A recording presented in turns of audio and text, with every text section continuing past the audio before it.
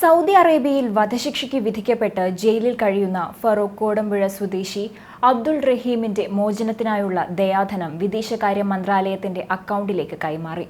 34,35 ലക്ഷം രൂപയാണ് അബ്ദുൾ റഹീം നിയമസഹായ സമിതി കൈമാറിയത്. പണം കൈമാറിയതോടെ 18 വർഷമായി സൗദി ജയിലിൽ കഴിയുന്ന റഹീമിന്റെ മോചനത്തിനായുള്ള നടപടികൾ അവസാന ഘട്ടത്തിലേക്ക് കടന്നു. ഇന്ത്യൻ എംബസിയുടെ നിർദ്ദേശപ്രകാരമാണ് വിദേശകാര്യ മന്ത്രാലയത്തിന്റെ അക്കൗണ്ടിൽ പണം നിക്ഷേപിച്ചത്. വൈകാതെ തന്നെ എംബസി കോടതിയുടെ പേരിലുള്ള സർട്ടിഫൈഡ് ചെക്ക് റിയാദ് ഗവർണറേറ്റിന് കൈമാറും. ചെക്ക് ലഭിച്ചാലുടൻ അനുരഞ്ജന കരാറിൽ ഒപ്പുവെക്കും. കൊല്ലപ്പെട്ട സൗദി പൗരന്റെ അനന്തരാവകാശികളോ കോടതി സാക്ഷ്യപ്പെടുത്തിയ പവർ ഓഫ് അറ്റോർണിയുള്ള അഭിഭാഷകനോ ഗവർണർക്ക് മുന്നിൽ ഹാജരാകും. ഒപ്പം റഹീമിന്റെ അഭിഭാഷകനും ഗവർണറേറ്റിലെത്തി കരാറിൽ ഒപ്പുവെക്കും. പിന്നീട് കരാർ രേഖകൾ കോടതിയിൽ സമർപ്പിക്കും. കോടതി രേഖകൾ പരിശോധിച്ച് അന്തിമ നിർദ്ദേശങ്ങൾ ഉണ്ടാകുമെന്ന് റിയാദിലെ അബ്ദുൾ റഹീം നിയമസഹായ സമിതി അറിയിച്ചു. ഈ നടപടിക്രമങ്ങൾ വേഗത്തിലാക്കാനുള്ള ശ്രമത്തിലാണ് സമിതി. 2006-ൽ 26-ാം വയസ്സിലാണ് റഹീമിനെ ജയിലിലടച്ചത്. സൗദി പൗരന്റെ വീട്ടിലായിരുന്നു അബ്ദുൾ റഹീമിന് ജോലി. കഴുത്തിനു താഴെ ചലനശേഷി നഷ്ടപ്പെട്ട സ്പോൺസറുടെ മകനെ പരിചരിക്കുന്ന ജോലിയാണ് റഹീം ചെയ്തിരുന്നത്. ഈ കുട്ടിക്ക് ഭക്ഷണവും വെള്ളവും അടക്കം നൽകിയിരുന്നത് കഴുത്തിൽ ഘടിപ്പിച്ച പ്രത്യേക ഉപകരണം വഴിയായിരുന്നു. കുട്ടിയെ ഇടയ്ക്ക് പുറത്തു കൊണ്ടുപോകേണ്ട ചുമതലയും റഹീമിനായിരുന്നു.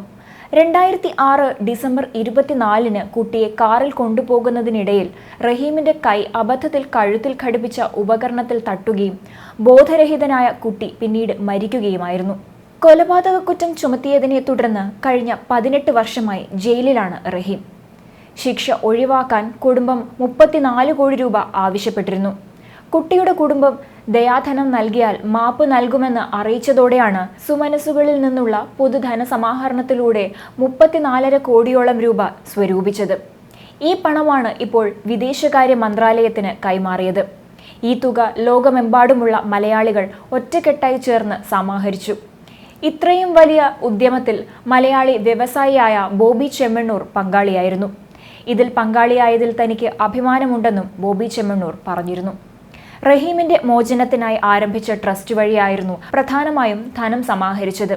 ഇതുവഴി 31,93,46,568 രൂപ ബാങ്കിലെത്തി. 2.52 കോടി രൂപ പണമായി നേരിട്ട് കോഴിക്കോട് ഫറൂഖ് കോടമ്പുഴയിലുള്ള റഹീമിന്റെ വീട്ടിലെത്തിയിരുന്നു. ഇത് പ്രകാരം മൊത്തം 34,45,46,568 രൂപ ലഭിച്ചു. ബോബി ചെമ്മണ്ണൂർ നൽകിയ 1 കോടി രൂപ ഉൾപ്പെടെയാണ് വമ്പൻ ലക്ഷ്യത്തിലേക്ക് നിശ്ചിത ദിവസങ്ങൾക്കുള്ളിൽ എത്തിയതെന്ന് ധനസഹായ സമിതി ഭാരവാഹികൾ വ്യക്തമാക്കിയിരുന്നു.